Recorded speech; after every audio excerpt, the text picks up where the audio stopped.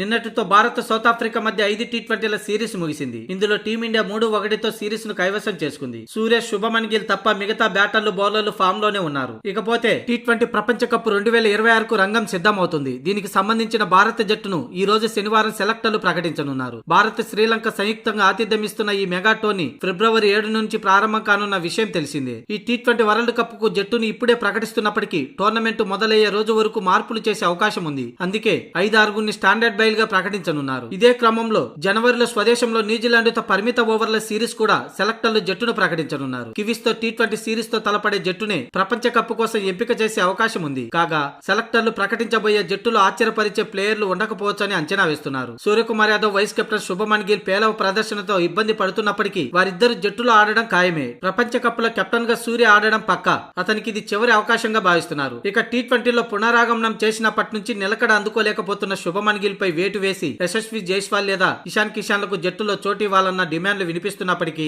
సెలెక్టర్లు ఆ దిశగా నిర్ణయం తీసుకునే అవకాశం తక్కువే. సూర్య, శుభమన్ గిల్ కు తోడు అభిషేక్ శర్మ, తిలక్ వర్మ బ్యాటర్లు గా కొనసాగుతారు. జితేష్ ను తొలి ప్రాధాన్య వికెట్ కీపర్ గా ఎంపిక చేయనున్నారు. యథావిధిగా సంజు శాంసన్ రెండో వికెట్ కీపర్ గా ఉంటాడు. ఇక హార్దిక్ పాండ్యా, దూబే, అక్షర్ పటేల్, వాషింగ్టన్ సుందర్ ఆల్రౌండర్ గా జట్టులో ఉండడం ఖాయం. బుమ్రా, హర్షదీప్ సింగ్, హర్షిత్ రాణా, వరుణ్ చక్రవర్తి, కుల్దీప్ యాదవ్ స్పెషలిస్ట్ బౌలర్ గా కొనసాగుతారు. అయితే యశస్వి జైస్వాల్, నితీష్ కుమార్ రెడ్డి, రియాన్ పరాగ్, రింకు సింగ్, ప్రసిద్ధి కృష్ణలకు స్టాండర్డ్ బయల్ గా ఎంపిక చేసే అవకాశం ఉంది. మొత్తానికి మరికొన్ని గంటల్లో టీ20 వరల్డ్ కప్ కోసం టీమిండియా స్క్వాడ్ ను ప్రకటించనుంది బీసీసీఐ.